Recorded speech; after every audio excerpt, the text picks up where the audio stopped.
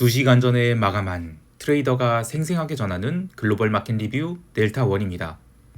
우리 증시는 하루 종일 외국인들이 현물 매도에 시달렸지만 장마감 1시간 남겨두고 상승 전환에 성공했고, 유럽 증시나 미국 증시 또한 CPI 결과에 관계없이 변동성 매도가 강하게 들어오면서 강세 흐름을 보였습니다. 이번 옵션 만기 특징이 그대로 드러난 하루였다라고 보는데요. 시장 어떻게 보고 있는지 대응 전략과 함께 이야기해봅니다. 먼저 아시아 세션 갑니다. 우리 증시는 선물 시가는 나름 강세였지만 개장과 함께 외국인들이 현물 매도가 30분 만에 1000억이 나오면서 지수의 반등을 하루 종일 억눌렀습니다. 일본 증시는 물론이고 홍콩 증시, 심지어 대만 증시도 TSMC 강력한 상승으로 시장이 초강세를 보였지만, 우리 증시에서 외국인들은 선물은 매수하더라도 현물은 계속 매도를 하였는데요. 장마감까지 3,700억 넘는 현물을 매도해서 평소 같으면 시장이 크게 무너질 수 있는 상황이었습니다.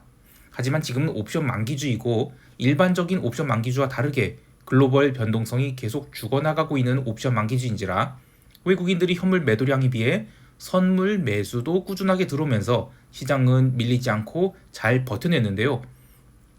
오후 2시까지는 현물 매도량에 비례해서 선물 매수가 꾸준히 들어오면서 시장이 균형을 잡았다면, 오후 2시 이후에는 선물 매수 규모가 강해지면서 지수는 360 스트레들이 아니라 362.5 스트레들로 레벨업 시도를 하면서 장을 마감하게 되었습니다. 옵션 만기주 이틀째인 오늘 선물 3월 6월 스프레드는 조금 더 개선돼서 평균 1.45포인트에서 약 7만 6천 계약 정도가 롤오버 되었다고 보는데요. 첫날은 롤오버가 지나치게 적게 되었죠. 그런데 화요일부터는 롤오버의 속도가 조금 붙은 것 같고 스프레드도 계속 개선되고 있어서 이번 3월 6월 선물 롤오버는 시장에 충격을 주지 않거나 오히려 지수를 의외로 끌어당기는 형태로 롤오버가 마감될 가능성이 있겠습니다.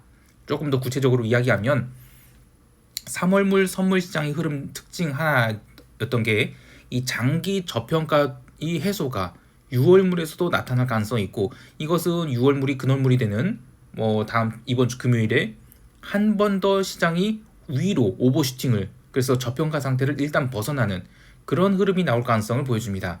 이제 거래일로는 한 이틀밖에 안 남았는데 여전히 3월물 선물 미결이 많이 남아있죠. 그리고 시장을 지나치게 아래쪽으로 붙들어 놓고 있어요. 그래서 시장은 355보다는 365선으로 붙여놓을 가능성이 크며, 이때 근월물이 콜클래스 미결 감소가 받쳐준다. 그러면 시장은 조금 더 오버액션을 하면서 상승할 수 있겠습니다. 마지막으로 차월물 옵션 거래 동향 간단히 살펴보고 갈 텐데요. 올해 1월에 기록한 고가권을 제대로 넘어서지 못하고 계속 종합주가지수 2650선에서 머물다 보니 콜클래스의 미결은 제법 쌓여있지만 풋클래스의 미결은 얼마 쌓여있지 않아요. 물론 이제 아직 근월물이 되지 않아서 의미 있는 옵션 미결이 쌓였다라고 보기는 어렵지만, 기본적으로는 풋 클래스의 미결을 더 많이 쌓아야 된다라고 보고 있습니다. 즉 당장이 하락 전환은 어려워 보이고 시장은 레벨업 시도를 할 가능성이 크다라고 보고 있습니다. 또 하나 볼 것은 글로벌 증시가 간밤에 강하게 상승 마감했죠. 그래서 변동성을 13포인트대로 죽여놨어요. 근데 우리 증시 변동성은 여전히 17포인트대에서 움직이고 있죠.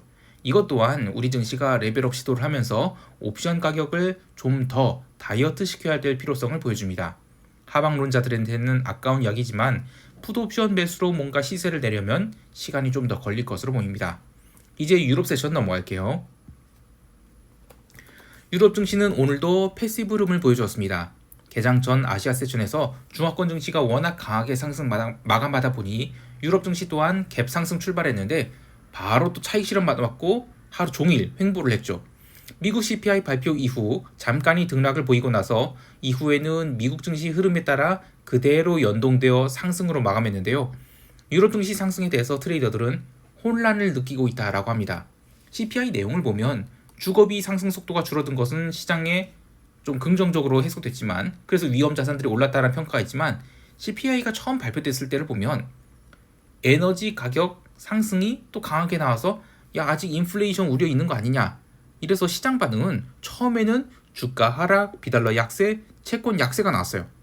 근데 이제 시장이 한 5분 만에 안정을 찾았죠. 그래서 유럽 증시는 또 닥치고 매수가 들어와서 종가 고가 마감했고, 채권 시장은 처음이 눌림을 이겨내지 못하고 종가 저가로 내려갔고요. 비달러 바스켓은 유럽 마감 때까지 눌렸다가 또 자율 반등하는 그런 정도로 마감했는데요. 여기서 시장 반응의 핵심은 변동성 매도가 CPI 결과를 압도했다라고 할 수 있겠어요. 특히 연준이 이제 금리를 임상하기 시작한 이후, 그러니까 인플레이션 우려가 대두된 이후로 CPI 발표에 따른 안도 랠리는 주로 인플레이션이 낮아진 덕에 올라간 것이죠. 근데 이번에는 인플레이션이 내려가지 않았는데도 안도 랠리가 나타났어요. 그래서 이번 옵션 만기까지는 경제 지표 지금 계속 시장이 무시하고 있거든요. 웬만한 이벤트가 아니고서는 시장은 변동성 매도를 이어갈 것이다. 즉 이번은 주가가 지금 엔비디아와 관련된 이제 AI 랠리가 어디까지 갈 것이냐 이것에 시장이 초점을 맞추고 있지 뭐 금리나 언제 물가가 어떻게 뭐 내려가고 올라가고 있는지 이런 것 전혀 신경 안 쓰는 것 같아요. 이게 바로 유포리아죠. 자, 그래도 채권 시장은 오늘 10년 국채 입찰이 있어서 지표 발표 이후의 눌림을 제대로 회복하지 못했는데요. 또 이번 주에 30년 국채 입찰도 있죠. 그래서 채권 시장은 이번 주엔 좀 더 눌릴 것 같아요. 그러나 이번 주는 채권 가격이 조정기로 생각하고 눌림의 채권 매수를 더 늘리는 그런 기회로 삼을 생각입니다. 통화시장에서도 NY 눌림에 매수를 늘리는 기회를 사용했는데요. 니케이 선물이 나름 의미 있는 반등을 했기 때문에 NY 추가 눌림이 나온다. 그러면 더욱 감사하게 매수를 늘릴 생각이에요. 이제 BOJ가 코앞으로 다가왔고 또 다음 주에 FOMC죠. 그래서 시장이 리스크 온 랠리도 저는 마무리 국면으로 가고 있다. 이렇게 보고 있습니다. 상품 시장에서는 지난주 내내 달리던 골드가 처음으로 음봉이 나왔는데요. 골드 옵션 만기가 지금 2주 안쪽으로 다가온 상황에서 외곽격 콜옵션이 어제의 눌림으로 장대 음봉을 맞았어요. 이번 주에 얼마나 조정을 줄지 모르겠는데 저는 자연스럽게 나올 수 있는 차익 실현이다 이렇게 보고 이게 무슨 이제 하락이다라고 따라 들어가는 거는 굉장히 위험하다고 보고 있습니다. 그 외에 뭐 유가는 월물 교체 후 하루 종일 좁은 박스권 안에서 움직였고 의미 있는 움직임은 없었습니다. 이제 미국 세션 넘어갈게요. 미국 지수 선물이 움직임은 두 가지 면에서 의외였다라고 할 수 있습니다. 우선 CPI 발표와 함께 주요 지수 선물이 눌리는 듯 했는데 이 프리마켓 호가가 강하게 들어오면서 눌렸던 지수 선물이 강하게 플러스 전환했고요.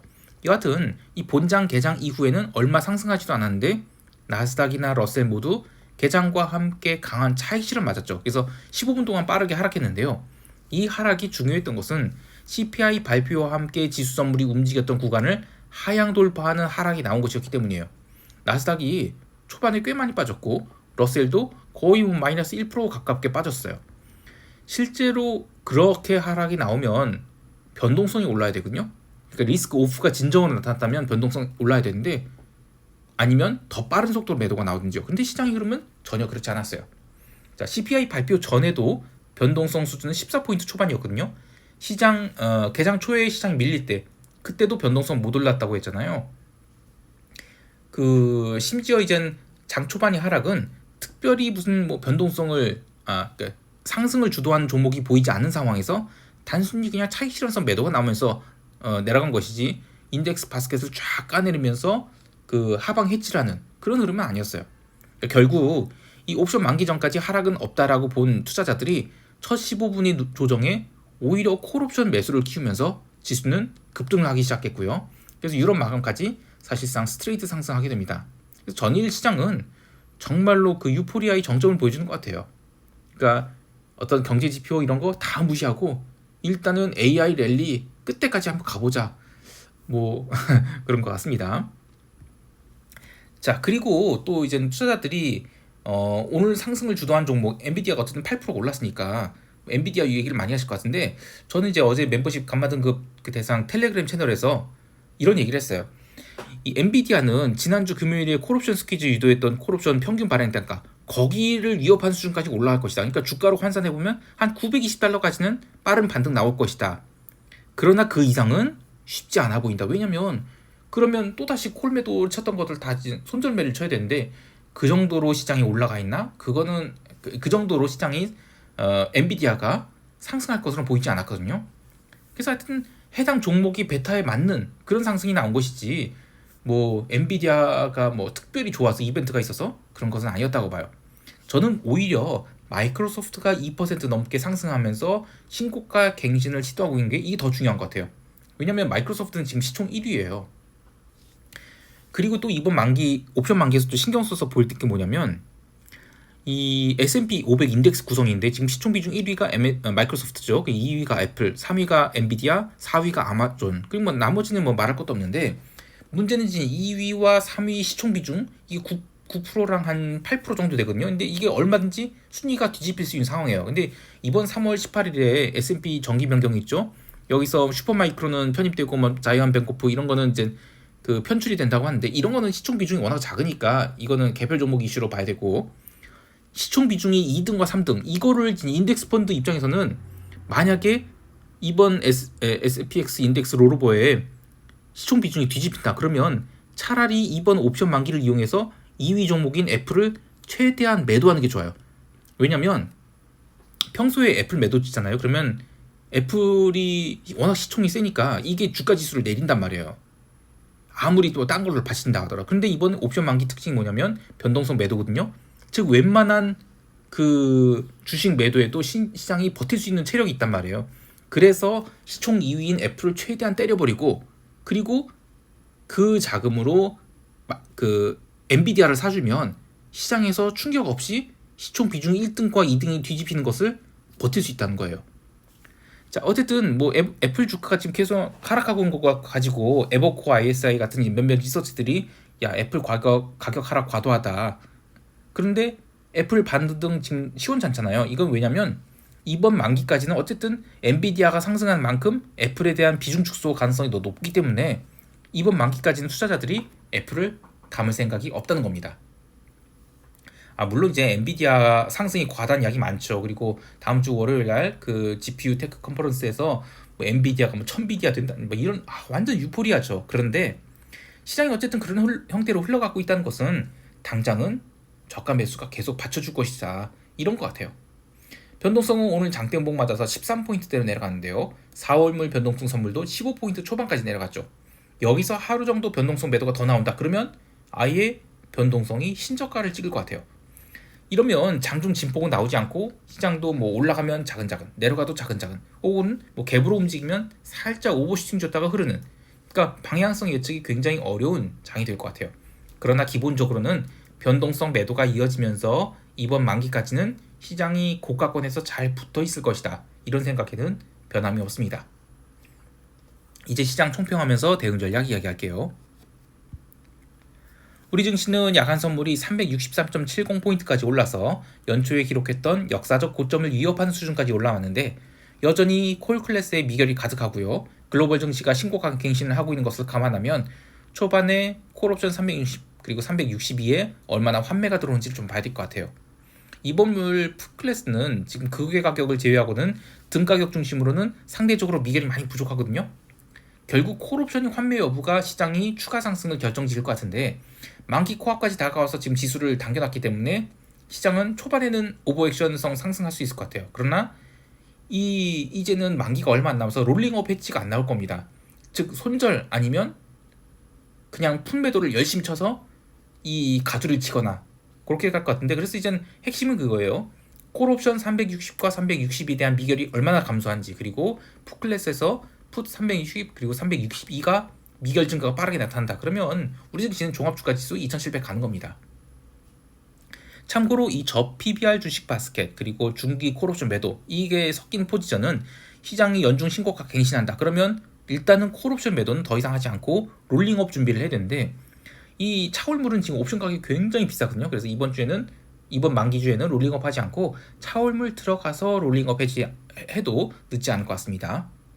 해외 시장에 대해서도 특별히 포지션 변화 두지 않을 건데요. 엔화 매수 일단 하나 더 늘렸거든요. 지난주 일본 증시가 워낙 강하게 이제 눌렸는데 어제 처음으로 양봉이 나오면서 지금 추가 반등이 예상되죠. 그래서 엔화의 눌림이 하나 또 나온다. 그러면 엔화 더 매수할 겁니다. 그 외에 뭐 주가지수 선물 매매는 이번 옵션 만기까지는 따로 하지 않도록 할 생각입니다. 자 오늘도 성공 투자하시길 바라고요. 이상 델타원이었습니다. 감사합니다.